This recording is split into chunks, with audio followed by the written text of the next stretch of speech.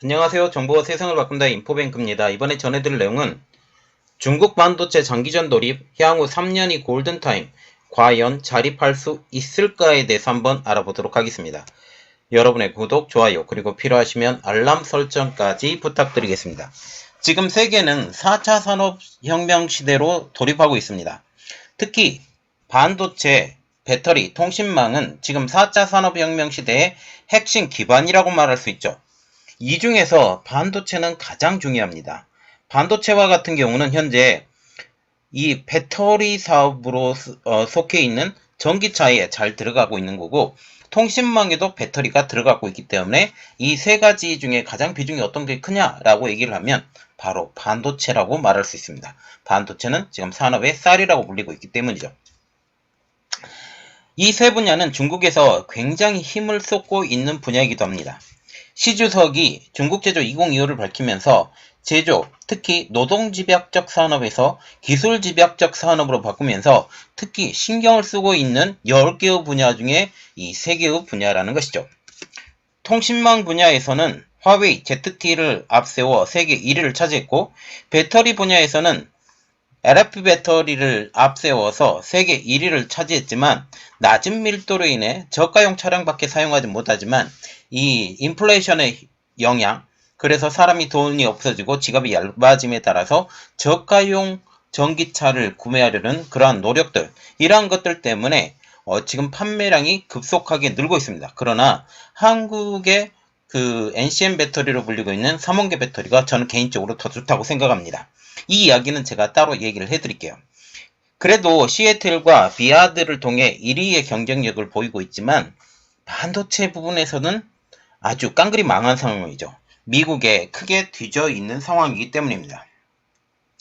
여기서 우리는 중국의 반도체 미래에 대해서 한번 알아보도록 하겠습니다. 미국의 기술과 장비 수출 통제, 여기에 반도체 카르텔, 다시 말하면 일본과 네덜란드, 그리고 치포 동맹인 대만, 일본, 한국, 미국, 이러한 카르텔을 통해서 중국의 반도체 성장을 막고 있는데 중국은 과연 성장할까에 대해서 알아보도록 하는 것입니다. 이에 대해서 이 차이나는 중국의 반도체 분야는 10년 이상 소요되는 장기전이라고 규정하고 있습니다. 그러면서 중국은 중장기전을 대비한 전략을 마련해야 된다라고 주장하고 있는 것이죠. 반도체는 한국의 핵심 산업 중의 산업입니다. 이 때문에 중국 반도체 산업의 성장, 이것은 우리에게도 치명적으로 다가올 수 있기 때문에 이 내용을 일단 알아보고 실질적으로 우리에게 큰 타격을 줄 것이냐라는 것까지 한번 분석해 보도록 하겠습니다. 그래서 알아봤습니다. 중국 반도체 장기전 조립, 향후 3년이 골든타임, 과연 자립할 수 있을까입니다. 현재 중국 반도체 산업은 미국의 제재로 레거시 공정에 집중하고 있는 상황이죠. 미국의 제재로 인해 중국의 반도체 생산량은 2020년 15% 감소했다라고 알려지고 있습니다. 중국의 이러한 상황을 극복하기 위해 돈을 쏟아부으며 교육과 연구개발 강화, 그리고 해외 인재 유치 등 다양한 방법을 동원하고 있는 것이 바로 중국이라는 사실입니다. 이번 시간에는 다음과 같은 주제로 분석해 보기로 하겠습니다. 첫 번째, 중국은 첨단 칩의 생산이 가능할까? 두 번째, 반도체 장비의 양산도 가능할까? 지금 미국의 반도체 장비에 중국 공급이 거의 중단되었기 때문에 이게 가능할까라는 거죠. 세 번째로 보는 것은 28나노 칩의 중국 자금률. 특히 지금 중국의 SMIC와 같은 경우는 28나노 칩의 자금률을 높이려고 준비하고 있습니다. 그래서 이것이 실질적으로 잘 진행이 되는 건지, 그리고 네 번째로 보는 것은 중국 반도체 업계의 요구. 지금 미국과 강렬하게 지금 대응하고 있는 중국이 이 시간을 벌기 위해서, 골든타임을 벌기 위해서 어떠한 것을 해야 되느냐라는 것까지 한번 분석을 해보도록 하겠습니다. 첫 번째 보는 것, 중국 첨단 칩 생산 가능할까입니다. 결론부터 말하자면 불가능에 가깝다라고 분석이 나오고 있습니다. 첨단칩 제조에 필수적인 것이 EUV 노광 장비인데 EUV 노광 장비의 수입이 불가능하기 때문이죠. 메모리 반도체와 같은 경우도 마찬가지입니다. 메모리 반도체와 같은 경우도 DDR5로 들어가게 되면 이 EUV 노광 장비가 필요한 상황이 오게 되는데, 이러한 상황이 오게 돼서 EUV 노광 장비가 중국을 실질적으로 들어가지 못하기 때문에 중국은 여기서 탁 막힌다라는 그런 이야기죠. ASML의 EUV 장비를 구입해야만 하는데, 이것이 들어가는 주요 부품 중 일부가 미국에서만 생산이 되기 때문에, 그래서 중요 부품 중 특히 렌즈 부분의 중요 부품이 미국에서만 생산이 되기 때문에 미국의 반대가 지금 나오기 때문에 이 수출이 불가능해진 것입니다. 지금 DUV 노광 장비도 마찬가지입니다. 에칭 노광으로 브라루곤 에칭 노광 장비라고 지금 불리고 있는 DUV에서 상위 버전인 이 노광 장비도 이제 수출이 이제 올 상반기 5, 6월 달에 불가능해질 상황입니다. 지금 ASML이 특히 네덜란드가 미국의 제재에 따라갈 수밖에 없는 것이 주요 장비의 일부가 미국에서 공급되기 때문이죠. 이것을 교체하기 위해서는 여러 가지 메커니즘을 새롭게 구성을 해야 되는데, 이 구성하는 자체가 굉장히 어렵다는 측면이죠. 일본도 지금 미국에 들어가 있기 때문에 더 어려운 상황입니다. 지난 10월 미국은 14나노 이하의 장비의 수출을 제한했는데, 미국이 네덜란드와 일본의 동참까지 이끌어냈기 때문에 14나노 이하의 칩 생산에 들어가는 반도체 장비가 중국에 공급되지 못하기 때문에 사실상 14나노 이하의 칩 생산은 불가능해진 상황입니다. SMIC는 TSMC의 DUV 장비를 이용한 7나노 생산 기술을 탈취해 7나노 칩 생산은 성공했어요. 그렇지만 극악의 수율로 미네르바의 주문을 받은 수량도 공급하지 못하고 중단시켰습니다. EUV 노광 장비의 수출이 불가능해 꼭 필요한 경우에 한해 자체 생산한 7나노 칩을 생산할 수는 있어요. 아까 극악의 수율이 나왔기 때문에. 그렇지만 이것을 극악의 수율이 나왔기 때문에 경제성은 전혀 없는 상황이죠. 중국은 EUV 노광 장비 외에도 다른 장비의 국산화율도 떨어지는 것으로 알려지고 있습니다. 현재 가동 중인 SMIC의 28나노 생산 라인에서의 국산화율은 20% 미만. 중국 장비 제조사들이 개발에 노력하고 있지만 2023년 현재 시점의 28나노 생산 라인의 작업률은 아무리 잘 봐줘도 최대 40%에 도달하면 다행입니다. 28나노 칩 프로세서에서는 필름 증차, 이온 주입, 에칭, 평탄화, 접착제 코팅 및 현상, 세척, 측정 및 검사, 접착제 제거 등과 같은 장비와 이곳에 들어가는 소재가 필요한데 이것 전체가 중국 자체적으로 개발이 못 된다는 상황이죠. 이는 28나노에서 중국 스스로 어떠한 것도 100% 충족시키지 못하는 상황입니다. 모든 장비의 난이도가 극도로 높기 때문에 임계점에 도달하는 것이 쉽지 않다라는 분석이죠. 시간과 비용도 문제입니다. 자체 생산을 높이는 과정에 천문학적 비용이 들어가는 것에 비해서 수율이 극도로 낮기 때문에 효율성이 낮다라는 게 현실적인 입장입니다. 특히 미국은 조만간 40나노로 장비 공급의 허들을 높인다라는 소식도 나온 상황이죠. 이 때문에 중국 입장에서는 현재 발등에 불이 떨어진 상황입니다. SMIC의 28나노 공정의 낮은 수율도 발목을 잡고 있습니다. 28나노에서는 TSMC의 수율은 98%인데 비해 SMIC의 경우 50%가 최대치라는 거죠. 28나노의 경우 일반적으로 수율이 80%에 도달해야만 손익분기점에 도달하는데 그 가장 큰 이유는 이거예요. TSMC가 98%의 수율을 가지고 이것을 가격에 커리큘럼을 다 잡아놨기 때문에 80%까지는 손익분기점, 그 이상이 되면 이득, 그 이하면 손해가 되는 것이죠. 그렇기 때문에 중국은 한참 미달하기 때문에 이를 달성하기 위해서는 시간과 비용을 감당해야 되는 부분이 있습니다. 28나노 칩 생산에 이러한 여러 가지가 들어가는 것도 지금 현재 문제라는 것이죠. 이 때문에 중국이 28나노 라인을 100% 자체 생산을 달성하는 데는 지금 3년 정도 시간이 걸릴 것이라는 예상이 높고, 손익분기점이 넘는 수율 80%를 달성하기 위해서는 10년 이상의 시간이 걸릴 가능성이 높다라는 분석까지 나오고 있습니다. 중국이 산업을 성장시킬 때 사용하는 보조금으로 이 기간, 그래서 3년의 기간, 10년의 기간을 버틴다고 할 수는 있지만, 이렇듯 이렇게 노력을 해서 10년간의 노력을 해서 28나노를 완성시킨다 할지라도 28나노 이하의 14나노, 10나노, 7나노, 5나노에 대해서도 이러한 무한 반복을 하면서 이러한 자본금을 끝없이 밀어붙여야 되는 과정을 무한 반복시켜야 된다. 그래서 첨단칩 제조의 기술을 그렇게 해야만 개발할 수 있다라는 게 단점입니다. 미국의 장비를 받게 되면 이러한 모든 과정이 다 사라지지만, 미국의 장비를 받지 못하기 때문에, 그리고 네덜란드와 일본의 장비를 받지 못하기 때문에 이러한 모든 것들을 중국 스스로 다 해야 된다는 것이죠. 그런데 중요한 것은 중국이 이렇게 발전하는 동안 다른 나라는 그냥 놀고만 있지는 않는다는 것입니다. 한국, 미국, 대만도 차세대 반도체 기술을 개발하고 있기 때문이죠.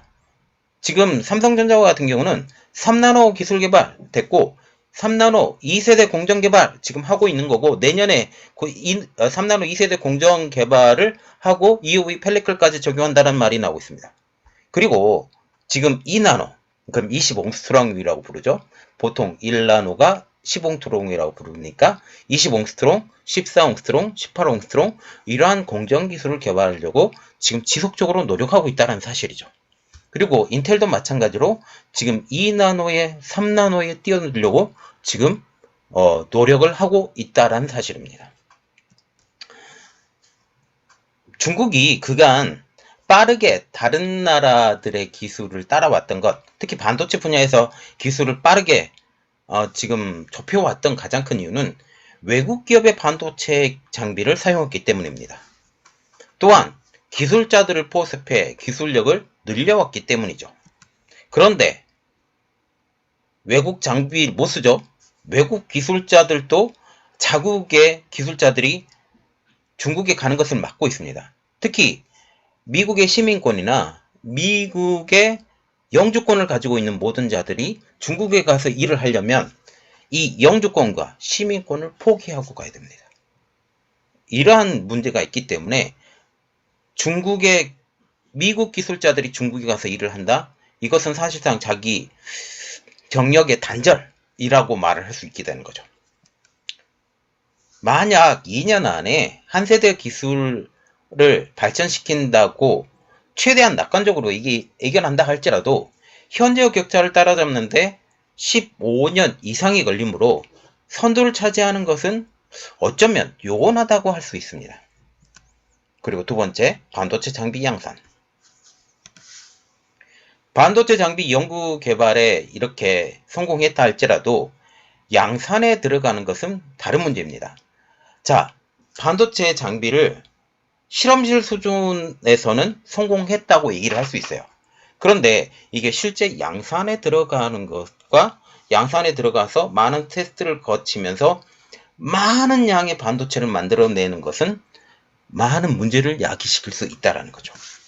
기본적으로 개발에 성공을 하고 실험실 수준의 개발에 성공하고 시제품을 만들어도 알파 연구 개발 단계로 진입해야 된다는 것이죠. 장비를 파운드리 공장에 보내고 이 파운드리 공장에서 무수한 오류를 잡아내야 되는 단계, 그리고 이 문제를 해결해야 되는 단계를 거쳐야 되기 때문이죠. 장비 구동 시 문제가 발생하면 이를 찾아 해결하기 위한 지속적인 촬영, 실험을 통해서 모든 링크, 모든 애비 부품, 발견된 모든 문제를 해결하는데 수많은 시간이 소요되기 때문입니다. 이 과정을 거친 후에만이 비로소 장비를 양산할 수 있다라고 말할 수 있기 때문이죠. ASML은 10여 년간의 연구 끝에 2008년 첫 EUV 시제품이 출시됐습니다.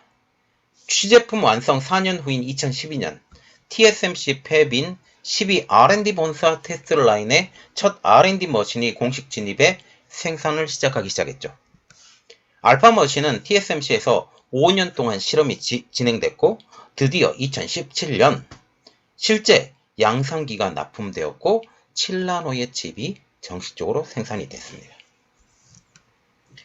ASML이 시제품 출시 후 10여 년간의 시간의 테스트를 거쳐 양산 제품이 납품이 된 것이죠. 연구까지 합하면 총 20여 년간의 시간이 걸린 것입니다. 이렇기 때문에 이 많은 시간들, 그리고 28나노에서 이제 14나노급, 그리고 28나노에서 18나노, 14나노, 이 10나노, 12나노, 이 7나노 이러한 수준을 계속적으로 노력을 해야 된다는 사실이죠. 그리고 세 번째로 보는 것은 28나노 칩의 중국 자급이 될 것인가 라는 것입니다. 현재 지금 중국의 SMIC와 같은 경우는 28나노 공장을 짓고 있습니다. 28나노는 32나노와 22나노의 중간 공정으로서 2011년부터 상업적으로 사용되고 있습니다. 28나노는 지난해 10월 미국의 제재 후 SMIC가 가장 힘을 쏟고 있는 공정이기도 하죠. 28나노의 하위 버전은 32나노와 45나노가 있고 상위 버전은 22나노와 16나노, 14나노 등이 있습니다. 중국은 현재 28나노 장비 자급률을 20% 정도 수준으로 지금 알려지고 있는데 올해까지는 40에서 45% 정도 수준으로 끌어올리려는 목표를 지니고 있습니다. 중국의 그 미래를 생각을 하면 3년 정도 지나면 28나노 정도에서 100% 자급이 가능할 것으로 기대하고 있는 것이죠. 이게 변수가 없다면이라고 얘기하면 가장 중요한 DUV 장비는 최소한 적어도 3년은 걸릴 것으로 보고 있습니다. 방막의 증착 장비는 3년, 식각 장비는 2에서 3년, 접착제 개발은 2년 이내, 측정 및 테스트기의 경우 테스트기는 90나노 수준에는 지금 도달했지만 이를 최적화하기 위해서는 더욱더 오랜 기간이 소요될 것으로 보입니다. 테스트의 경우 오랜 기간을 투자해 최적화해도 기본만 사용할 수 있을 것으로 보이기 때문에 테스트는 조금 암울한 상황이죠. 이온 주입은 2년, 청소의 경우 자급률은 50% 정도이지만 주요 단계 청소는 중국에서 현재 할 수 없습니다. 원자재의 소모품도 빈약합니다. 실리콘 웨이퍼는 반도체 원재료로 칩 원가의 지금 30%에 차지를 하고 있죠. 표준 실리콘 웨이퍼의 크기는 300mm, 12인치이고 8인치 웨이퍼폭보다 2.25배 더 많은 칩을 생산할 수 있습니다. 우리가 실리콘 웨이퍼라고 지금 불리고 있는데 이 크기를 어떻게 측정을 하냐면 이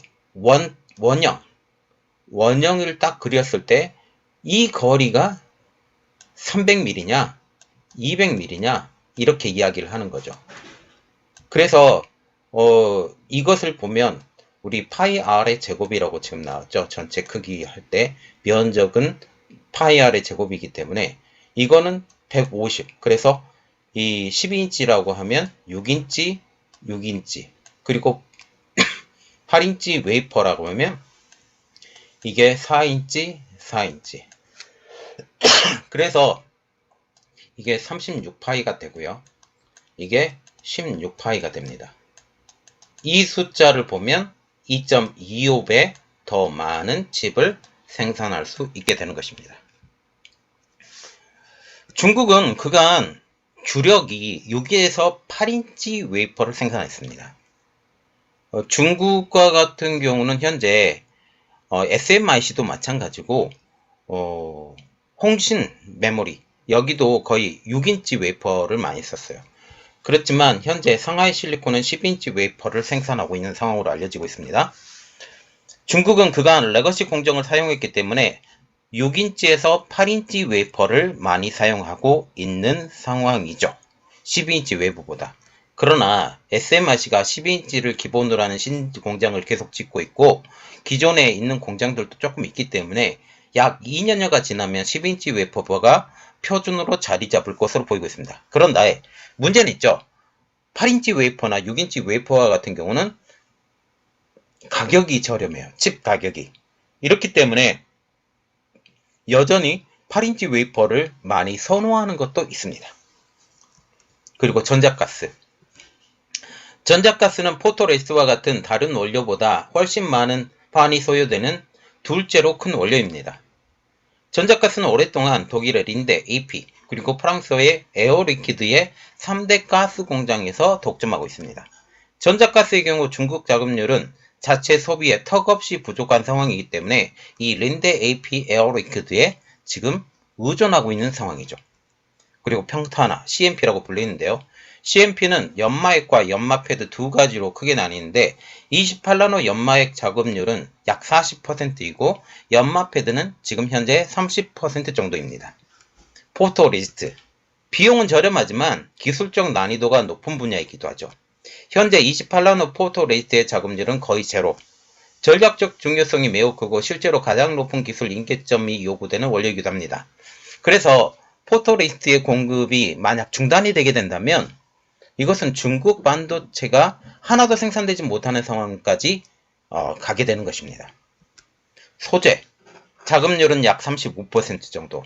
장비와 소재, 원료 자체 공급망을 확보하는 데는 대략 3년여 정도 시간이 소요되는 것이 일반적 관측입니다. 향후 3년 동안 중국 반도체는 이래서 암흑기를 겪을 것이라는 것이죠. 그래서 결론은 어떤 것이냐면 미국이 첨단 공정칩 완제품, 장비와 소재 등의 수출을 금지하고 있기 때문에 향후 자금률을 확보하지 않으면 당분간 중국 반도체의 암흑기가 계속될 것이라는 게 공통적인 시간입니다. 또한 향후 미국이 40나노까지 반도체 허들을 높이면 중국의 노력에도 불구하고 28나노도 위협에 처한다는 사실이죠. 암흑기가 얼마나 계속될지는 전적으로 자금률의 진전에 달려있다는 게 현실론입니다. 이 현실론을 받아들여야 된다는 것이 지금 중국 업계의 입장입니다. 그래서 중국의 반도체 업계는 중국 정부에 이러한 요구들을 하고 있어요. 중국 업계에서는 향후 3년이 28나노 공정에서 중국의 자립 기반을 구축하느냐 마느냐의 골든타임이라고 보고 있습니다. 때문에 업계는 생산 문제를 해결하는 것 외에 다른 것을 중국 정부에 주문하고 있는데 이것은 한 4가지 정도 보이고 있는데요. 올바른 여론, 대외관계, 산업기반, 사회분위기. 이 4가지를 지금 중국 반도체 업계가 중국 정부에 원하고 있는 상황입니다. 그래서 외부와 다투지 마라. 대외관계도 더욱더 원만하게 만들어라. 산업기반 좋게 만들고 사회적 분위기도 좋게 만들어라 라고 하는 게 지금 중국 반도체 업계의 공통적인 시각이라는 것입니다. 미국이나 서방의 대응에 패배하지 않으려면 선진 제조 공정을 위해 무차별 전투를 벌이지 말고 선택과 집중에 초점을 둘 것을 요구하고 나선 것입니다.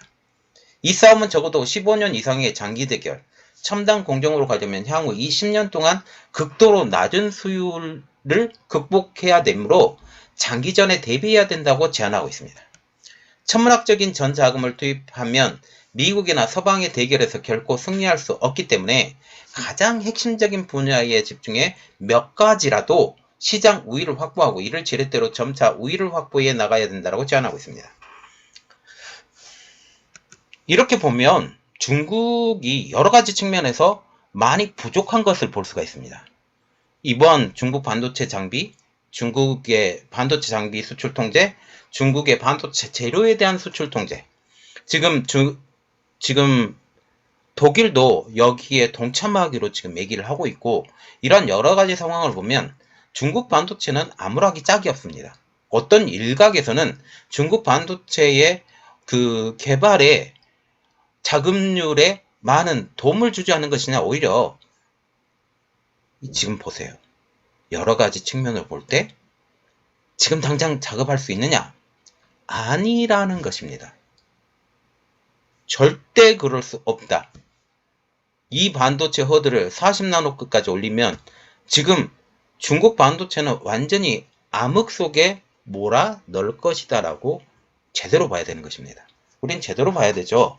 여러 가지 측면으로 중국 자금률을 높인다 이런 헛소리를 하지 마시고 제대로 보고 이렇게 많은 것들이 작업이 어려운데 이렇기 때문에 지금 현재 중국은 러시아와 가까워지고 싶어 하는 거죠. 러시아의 많은 재료들이 이 안에 있기 때문에 땅 안에. 자, 그래 보십시다. 중국이 반도체 작업한다? 지금 계속 이야기 나오고 있죠. 그런데 실질적인 이런 분석의 여러 가지 이게 다른 기관에서 나온 이야기가 아니라 이 차이나에서 나온 이야기입니다. 이 차이나에서 이런 이야기가 나왔고 실질적으로 중국 내부에서 이러한 말이 나오고 있는데 이러한 것들을 우리가 믿고 나가야 된다는 거죠. 중국의 반도체 굴기의 꺾임, 이것은 우리나라에게도 도움이 되는 것이죠. 그리고 최근에 이런 말이 들리고 있어요. 한국의 반도체 업체, 중국에 진출한 반도체 업체에 좀 무기한적으로 일정 기간 이상의 1년간의 유예 기간을 두는 게 아니라 좀 시간을 두고 유예를 줘야 되는 게 아니냐라는 그런 말이 나오고 있어서 이 내용을 한번 분석을 해보고 여러분들에게 알려드리도록 하겠습니다. 이번 내용은 여기까지 하겠습니다. 저희 내용이 여러분들에게 도움이 됐다고 생각을 하시면 구독, 좋아요, 그리고 필요하시면 알람 설정까지 부탁드리겠습니다. 감사합니다.